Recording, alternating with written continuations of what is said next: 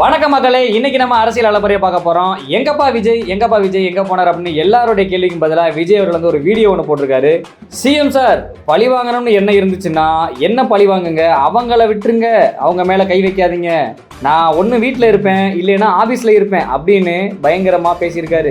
கரூர் சம்பவத்தில் இத்தனை நாளாக பல பேர் கட்சியில் உள்ளவங்க தான் பதில் சொல்லிட்டு இருந்தாங்க. ஆனால் இன்னைக்கு மொத்த அரசாங்கத்தையும் களத்தில் இருக்காங்க. அரசே இன்னைக்கு கரூர் நடந்த சம்பவத்தை இன்ச்சு பை இன்ச்சா விளக்கம் கொடுத்துருக்காங்கன்னா பார்த்துக்கோங்களேன். இன்னைக்கு இந்த விஷயம் தான் சோசியல் மீடியாவில் ரொம்பவே பரபரப்பாக இருக்கு. தலைவர்கள் ட்விட்டு போடுறதும் அதை டெலீட் பண்ணுறதும் ரொம்பவே பரபரப்பாக இருக்குன்னா பார்த்துக்கோங்களேன். கரூர் சம்பவம் விஜய்க்கு பெரிய நெருக்கடி கொடுக்கும் அப்படின்னு எதிர்பார்த்தாங்க.